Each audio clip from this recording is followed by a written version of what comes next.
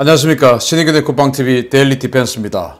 여러분 정말 놀랍습니다. 제가 이 데일리 디펜스를 통해서 여러분들께 아주 중요한 주제를 여러분들께 알려드리는데, 요즘 국내 정치 관련한 뉴스들이 워낙 많다 보니까 이 북한과 관련된 뉴스가 사장되는 경우가 있어요. 그런데 너무나 놀라운 제안이 여당 대표로부터 나왔습니다. 이건 대한민국 여당의 대표인지 아니면 조선노동당의 하수인인지 도무지 알 길이 없는 충격적인 주장이 나왔습니다. 충격입니다. 여당이 북한의 핵잠수함 원자로 될 수 있는 그 소형 원자로를 제공하자라는 주장이 나왔습니다. 도대체 무슨 일인지 보겠습니다. RFA죠. 미 의회 관영 매체입니다. RFA가 한국의 제1야당이 문재인 정부의 굴욕적인 남북관계 전면 재검토를 요구했다 라고 RFA가 보도를 했는데요. 참 이런 내용이 나오는 것도 사실은 참 부끄러운 일이죠. 6.15 정상회담 기념해서 그 바로 6월 15일날 RFA가 보도를 했는데, 6.15 남북 공동선언 21주년을 맞아 한국의 여당인 더불어민주당이 북한의 대화에 다시 나설 것을 촉구한 가운데, 제1야당인 국민의힘은 지난 1년간 북한의 행태를 거론하며 이에 한국 정부가 단호히 대응해야 한다고 강조했다.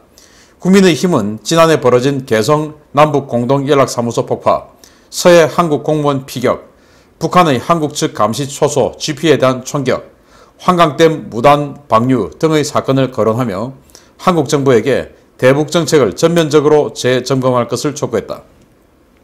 황보승희 국민의힘 수석 대변인은 15일 논평을 통해 지난해 북한은 6.15 공동선언 20주년을 맞은 다음 날 남북 공동연락사무소를 폭파했다 라며, 지난 1년은 남북관계 역사상 가장 굴욕적인 해로 북한의 핵개발 의지는 단 한 번도 꺾인 적이 없고 남북관계는 오히려 후퇴를 거듭했다 라고 평가했다. 현재 한국통일부는 매일 오전 9시 판문점 연락통로를 통해 북한에 연락을 시도하고 있지만 북한으로부터 유의미한 응답은 오고 있지 않다 라고 RFA가 보도를 했습니다. 참 그래도 국민의힘이 북한에 대해서 똑바로 해라 라고 요구할 줄도 알고 뭔가 조금 달라지는 건가요? 아무튼 그렇습니다. 자, 그런데 여기 이제 한국통일부는 매일 판문점 연락통로를 통해서 북한에 전화를 하는데, 그 그리운님은 전화를 받지 않는다는 겁니다. 애인에게 차이고 나서 벤치를 맞고 나서 애인에게 매일 전화합니다. 애인이 전화 지금 차단시켜 놓은 거죠. 카톡 보냈더니 카톡 차단시켜 버린 거예요. 잔이 묵묵무다 하여튼 이런 부끄러운 상황인데, 이걸 지금 RFA가 보도를 하고 이런 상황을 비웃었어요. 북한만을 만족시키려 국민을 탄압하는 한 번도 경험하지 못한 정권, 그것도 세계 정상급 국가의 정권이 어떻게 이럴 수가 있는지. 지난 4월 15일 미 의회에서 열린 대북 전단 청문회에서 증인 중에 하나인 고든창 변호사가 문재인 대통령을 이렇게 비판했습니다. 지금도 문 정부에 대해 반대 목소리를 내는 소위 보수적인 사람들은 정부의 박해와 기소, 압력, 검열, 괴롭힘을 받고 있다. 중국도 최근 북한처럼 한국 내 언론의 자유와 인권을 제한하는 데 발언권을 행사하고 있다. 이 때문에 북한과 중국을 만족시키기 위한 문 정권의 자국민 자유에 대한 제한과 탄압은 더 늘어날 것이다. 자, 자유와 인권 이런 그 주장을 하는 정부인데, 정부에게 비판적인 사람들에 대해서 박해, 기소, 압력, 검열 이런 괴롭힘을 당하고 있다는 거예요. 자, 여기에서 저도 몇 가지 해당되는 건데요. 저도 기소를 당했어요. 그래서 수천만 원의 변호사비를 쓰면서 사실은 법정투쟁을 했었습니다. 재작년 그리고 작년에 걸쳐서. 그리고 또 검열 당했죠. 저희 통장 여러 번에 걸쳐서 한 5번 되나요? 아주 여러 번에 걸쳐서 각 경찰서, 저하고 아무 관계도 없는 전라도 지역에 있는 경찰서, 경상북도에 있는 경찰서, 이런 곳에서까지 제 통장을 검열했습니다. 그럼 통장 검열하면 1년 내에 해당 금융기관에서 본인에게 이러이러한 사유로 어떤 경찰서에 또는 어떤 경찰청에 정보를 제공했다라는 연락을 해줄 의무가 있으니까 제가 결국은 다 알게 됐죠. 그런 검열을 했어요. 이게 바로 이 정부입니다. 미국도 알고 있는 것이죠. 이런 짓을 하고 있다라는 겁니다. 그런데 정말 레임덕이 올런지 아니면은 뭐 정말 세상이 제대로 돼 갈런지 요즘은 이 구글, 이 유튜브는 그렇게 검열을 재작년처럼 그렇게 황당한 검열까지는 하지 않아요. 뭐 그렇지만은 꽤 심한 비판을 하면 여전히 노란 딱지는 붙입니다. 아무튼 이렇게 초유의 그런 정권이다라고 비판을 하죠. 자, 아부만 하면 다행이죠. 그런데 북한을 향한 이 문정권의 위험한 짝사랑입니다. 국민에게 거짓말을 하면서 세컨더리 보이콧을 맞아서 대한민국이라는 이 나라를 완전히 지옥으로 떨어뜨려도 좋다. 그렇지만은 수령님께 나의 충성심을 보여드리고, 그리고 가능하다면 수령님이 더 편안하고 더 안락하게 지낼 수 있도록 식량과 돈을 보내드리고 싶다라는 그 충성심을 연일 보여주고 있어요. 이인영 통일부 장관이죠. 여기 군남댐 밑에 있는 저유지입니다.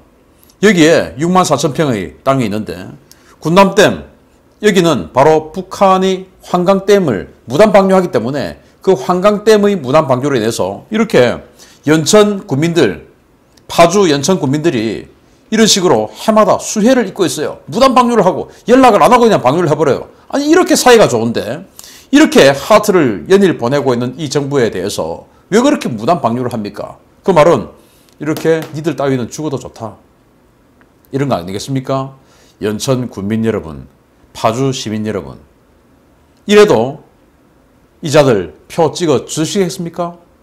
똑바로 보셔야 됩니다. 자, 그런데 그 군남댐이라고 하는 것은 댐을 만들어서 뭐 이건 뭐 홍수 조절용 이것도 아니에요. 오직 환강댐에서 물을 무단 방류할 때 그것을 막아내는 대형댐으로서 만들었는데, 그것도 부족하면 이렇게 6만 4천 평의 땅에다가 물을 잠시 담아서 이렇게 수해를 입지 않도록 덜 입게 만들도록 하는 그 제유지입니다.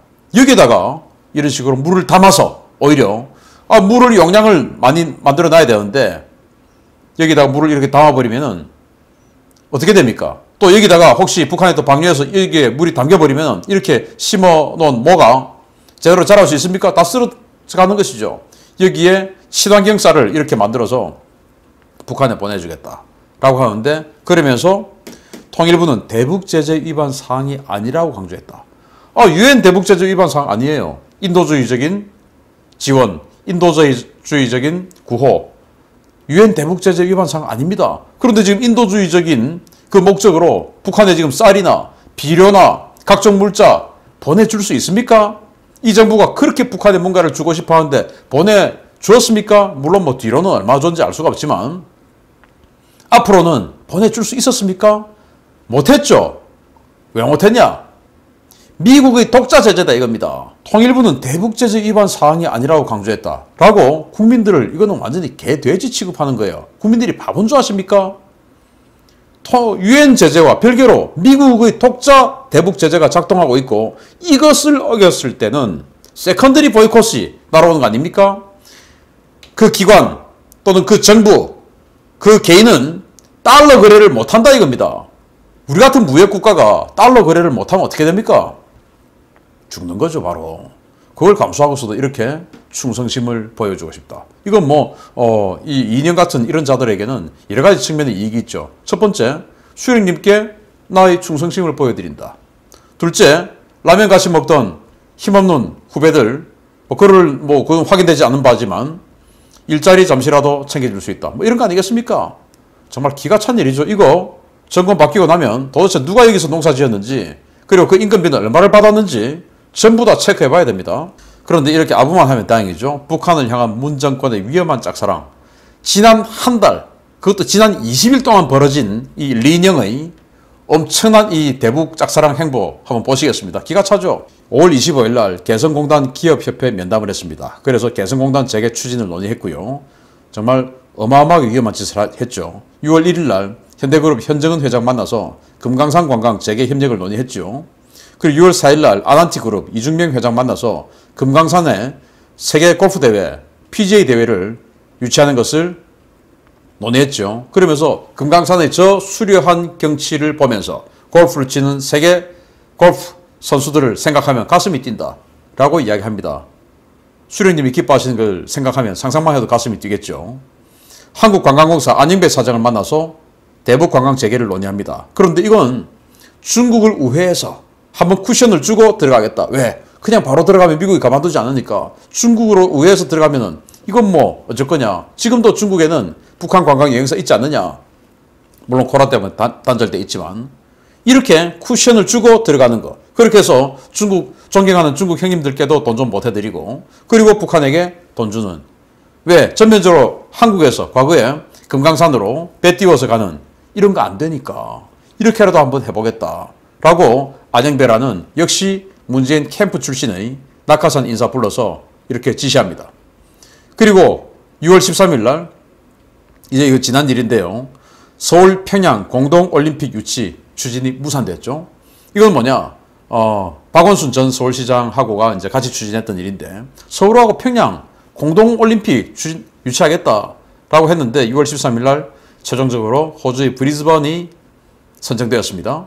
호주는 이제 같은 아시아권으로 이렇게 보는 것이죠. 그래서 유럽, 아시아, 아메리카 이렇게 돌아가면서 지금 대륙간 순회를 올림픽을 하니까 이 2032년 올림픽을 못하면 2040년대로 넘어가야 되는 거예요.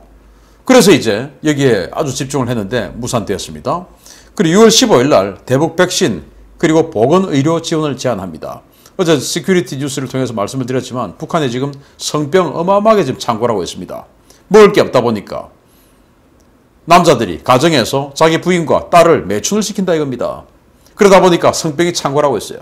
그 성병 치료약 그리고 백신, 코로나19에 관한 백신 이런 것들을 지원하고 싶다. 수령님의 아픈 곳을 간지러운 곳을 긁어주고 싶은 것이죠. 정말 기가 차는 겁니다. 그런데 사실은 뭐 이것도 애교입니다. 애교. 모두가 대북 강경책을 이야기하는데 혼자서만 I love NK, I love North Korea를 외치고 있어요. 자, 나토 정상회담 할 때 바이든 미국 대통령이 여기서 있고 저 제일 끝에 이분이 이제 나토 사무총장인데 나토 사무총장도 북한에 대해서 아주 강경한 그런 멘트를 했죠. 그리고 G7 정상회담과 마찬가지로 나토에서도 정상회담 선언문에 북한에 대해서 콕 집어서 목적은 북한이다. 목표는 북한의 비핵화다라고 하면서 CVID 완전히 돌이킬 수 없는 불가역적인 북한의 비핵화가 목적이다라고 하는 그런 대북 강경책이 나오는 마당에 그날 그 나토 정상회담 선언문이 나오는 날 문재인은 오스트리아에 가서 오스트리아는 이제 중립국가니까 나토 가입국이 아니죠. 그러니까 이제 나토 회담하러 벨기에에 안 갔어요. 바로 벨기에 옆에 있는 오스트리아에 가서 이런 소리를 합니다. 한국이 글로벌 백신 허브 역할을 할 경우에 북한도 당연히 협력 대상이다. 북한이 동의한다면 백신 공급에 협력할 것을 적극 추진하겠다. 자꾸 글로벌 뭐 백신 허브 짜오짜오 하는데 정말 참 이것도 기가 차는 일이에요. 우리가 백신을 생산해서 만든 것도 아니고 백신 원에 가져와가지고 병입하는 거 이겁니다. 그런데 사실은 이 국제사회도 한국이 이렇게 병입하는 거 별로 탐탁지도 않죠. 한국이 인건비도 싸지도 않은데 괜히 단가만 올라가죠. 어쨌든 그렇게 우리가 병입해줄게 해가지고 지금 이렇게 뭐 S모 회사 뭐 이런 데서 병입을 해서 하는데 그럼 이게 우리 겁니까? 아니죠. 그런데 그걸 마치 우리 국민들에게 속이는 거죠. 우리 거냐? 우리가 만든 것이냐? 그래서 우리 마음대로 처리할 수 있느냐? 하는데 아닌데 어쨌든 백신 허브 역할을 할 경우에 북한에 좀 보내주고 싶다. 아니 지금 여기서 똑같은 날 바로 위에 있는 벨기에에서 북한에 대해서 강력한 그런 조치들이 나오고 있는데 오스트리아 대통령하고 정상회담하고는 공동선언하고 나서 아무 관계없는 이런 이야기를 하고 있어요. 뭐 틈만 나면 북한에 대한 러브콜을 보내는 것이죠. 그런데 이런 것도 또 애교입니다. 정말 충격적인 발언이 여당 대표 입에서 나왔는데요. 6월 16일 날 더불어민주당 송영길 대표가 국회 교섭단체 대표 연설 중에 한 발언인데 너무나 놀라운 발언입니다. 문재인 정부는 작년 12월 제9차 원자력 진흥위원회에서 SMR 개발 계획을 확정했다. SMR이 중동국가나 지형적 한계가 큰 국가들의 효과적인 에너지 수단이 될 가능성이 크기 때문이다. 북핵 문제 해결을 전제로 소형 모듈 원자로 SMR이 산악지대가 많고 송배전망이 부족한 북한에 에너지를 공급할 유용한 방안이 될 수 있다. 라고 막 하는 거예요. SMR, Small Modular Reactor, 소형 모듈 원자로입니다. 이걸 북한에 주자. 물론 여기 앞에 북핵 문제 해결을 전제로 라는 전제를 달았지만 이건 뭐냐. 북한이 그래 우리 뭐 이제 이 비핵화 조치 시작할게 하고는 지난번처럼 영변 그 원자로 그거 폭파하는 쇼하고 그리고 뭐 핵무기 있는 거 조금 몇 개 미국에게 내주고 그렇게 하면은 SMR 주자. 스마트 원자로입니다. 이거 주자라는 거예요. 아니 북한의 비핵화가 완성된 다음은 또 아니고 문제 해결을 전제로 아주 애매모호한 말을 하면서 아니 저는 이 송영길이라는 이 사람 보면 정말 역대 최악의 정치인이 아니냐라는 생각이 들 정도입니다. 친중, 친북, 반미 미국에 대해서는 아니 미국 자기네들 수천 발 가지고 있으면서 북한이 가지고 뭐라고 이런 이야기를 하지를 않나. 정말 기가 찬 사람이에요. 어떻게 이런 사람을 대표로 뽑았는지 그 당원들도 참 기가 찹니다. 아무튼 그러면 이 SMR이 뭔지 이게 얼마나 위험한 건지 제가 알려드리겠습니다. 소형 모듈 원자로인 이 SMR은요. 전기 출력 300메가와트급 이하의 원자로로 구성 요소들이 하나의 경납 용기 안에 수납되어 있으며 각각의 모듈을 공장에서 생산, 현장에서 조립함으로써 건설 단가와 기간을 크게 줄인 원자로입니다. 크기가 작고 안정성이 뛰어나 잠수함과 항공모함에 탑재되는 이동식 원자로로 각광받고 있습니다. 전략 환경을 바꿀 게임 체인저가 될 수 있어요. 지금 미국은 이 SMR 원자로를 군사용으로 사용하기 위해서 트랙터, 이 트레일러에 탑재를 해서 하는 이동식 SMR을 만들고 있기도 하고요. 자, 그런데 이건 이렇게 단면도를 보시다시피 이 코어 안에 이제 연료봉하고 다 들어있죠. 그리고 프리쿨러, 그리고 컴프레셔, 터빈, 그리고 마그네틱 커플링, 그리고 제너레이터 뭐 이런 식으로 구성되어 있는데 이게 하나로 그냥 탁 만들어서 북한에 갖다 주는 게 아니고 여기 보시다시피 코어, 그리고 쿨러, 제너레이터, 터빈 이런 것들이 다 따로따로 해가지고 그러면 당연히 크기가 작겠죠. 뭐 트럭보다 이만큼밖에 안 되니까 이런 것들을 예를 들어서 코어를 20개를 갖다 줬다. 그리고는 우리는 15개만 줬어요. 라고 하면은 알 수 없죠. 프리쿨러, 컴프레셔를 20개, 25개를 갖다 주고 12개만 갖다 줬다. 라고 할 수도 있는 것이죠. 왜? 트럭에 그냥 컨테이너 박스 안에 실어가 버리면 모르니까. 위성으로 봐도 알 수가 없으니까 몇 개가 들어갔는지. 그리고는 북한에 들어가서 실내에서 그걸 꺼내버리면 또 모르니까 몇 개가 들어갔는지. 이런 식으로 해서 현장에서 조립하는 겁니다. 현장에서 조립하기 때문에 도대체 몇 개의 원자로가 들어갔는지 알 수가 없어요. 스마트 원자로이기 때문에. 이걸 북한에 갖다 주자라는 주장을 여당 대표가 국회 교섭단체 연설에서 합니다. 그렇게 연설 내용에 할 게 없습니까? 충성심을 보여야 되니까. 자, 이 SMR이 북한에 넘어가면 벌어지는 끔찍한 일입니다. 바로 이건데요. 지금 북한은, 이게 이제 북극인데, 지하 비밀 핵시설을 운영할 수 있는데, 여기 한번 보십시오. 그냥 창고 같이 보이죠? 그런데 창고의 지하에 이런 식으로 SMR이 들어있습니다. 북극이니까 전기를 생산해야 되니까 이제 이렇게 한다는 것인데, 이게 만약에 북한 여러 지역에 들어가서 이런 식으로 창고 지하에서 그냥 부품만 따로따로 들어가서 만들었다? 그러면 도대체 어느 창고에 몇 개가 들어가는지 알 수가 없죠. 그렇게 해서 강선 지역에 수많이 퍼져 있는 우라늄 농축 시설, 우라늄 농축 시설에서 가장 필요한 게 뭐냐면은 우라늄 아닙니다. 전기입니다. 전기가 계속 들어와야 이 우라늄 원심 분리기를 계속 돌릴 수 있는 거예요.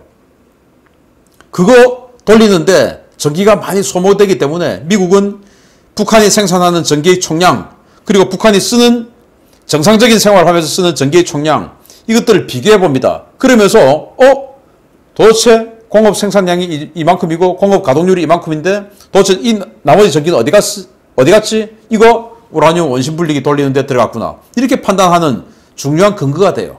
왜? 수력 발전 뻔하죠. 화력 발전 뻔하죠. 그런데 이렇게 원자로를 스마트 원자로, SMR 원자로를 북한에 몇 개인지 모르는 원자로를 줘서 그게 어느 원심분리 건물 지하에다가 딱 심어놓고 계속 전기를 돌려버리면은 도대체 우라늄 원심분리기가 몇 개가 돌아가는지 알 수가 없어요.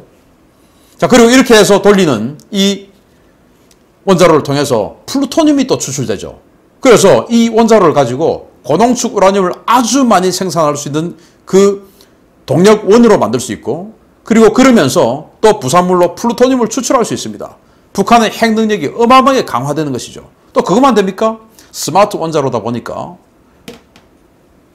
핵 잠수함의 동력원으로 쓸 수 있는 것이죠. 이렇게. 북한에게 핵 잠수함 만들어라 이겁니다. 그것도 원자로 통째로 만들어서 주는 게 아니고 부품을 가져다 주는 거니까 몇 개를 만들지 알 수가 없죠. 이런 짓을 하자라는 겁니다. 이게 바로 여당 대표가 주장하고 있는 겁니다.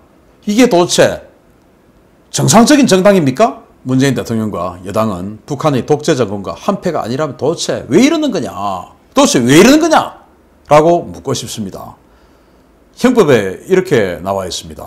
제93조 여적이죠. 대통령이기 때문에 이적은 안 되고 여적, 여기는 적용될 수 있습니다. 적국과 합세하여 대한민국에 항적한 자는 사형에 처한다. 제95조 시설 제공 이적 1. 군대, 요새 진영 또는 군용에 공하는 선박이나 항공기, 기타 장소, 설비 또는 건조물을 적국에 제공한 자는 사형 또는 무기징역에 처한다. 병기 또는 탄약, 기타 군용에 공하는 물건을 적국에 제공한 자도 전항의 형과 같다. 제97조 물건 제공 이적 군용에 공하지 아니하는 병기, 탄약 또는 전투행에 공할 수 있는 물건을 적국에 제공한 자는 무기 또는 5년 이상의 징역에 처한다. 뭐 일반 이적 뭐 이렇게 있어요. 이거 아닙니까? 이 모든 것에 지금 해당이 되죠. 자, 이런 것들을 주장하는 정당, 이런 것들을 주장하는 정당 소속의 대통령, 이거 지금 용납이 됩니까? 자, 이 정당, 우리 헌법에 나오는 위헌 정당 아니냐라고 저는 생각합니다. 우리 헌법에 보면 위헌 정당 제8조 4항인데 여기에 위헌 정당의 규정이 있어요. 정당의 목적이나 활동이 민주적 기본 질서에 위배될 때에는 정부는 헌법재판소에 그 해산을 제소할 수 있고 정당은 헌법재판소의 심판에 의해 해산된다. 바로 통진당이 그랬습니다. 이거 뭐 통진당이나 마찬가지 아닙니까? 통진당은 지네들끼리 모여가지고 그냥 총, 박격포 이런 거 좀 만들어가지고 어디 가스 발전소, 가스 저장소 이런 거 한번 깨보자.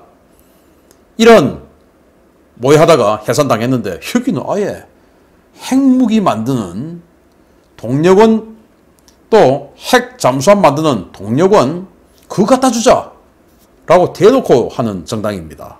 이거 용서가 됩니까? 이 정부 하에서의 헌법재판소 뭐 이런 데에서는 상상도 할 수 없는 일이겠죠. 정권 바꾸어서 헌법재판소 위원들, 법관들 교체해서 진짜 한번 이거 평가받아 봐야 되지 않겠습니까? 놀랍습니다. 최악입니다. 마치겠습니다. 감사합니다.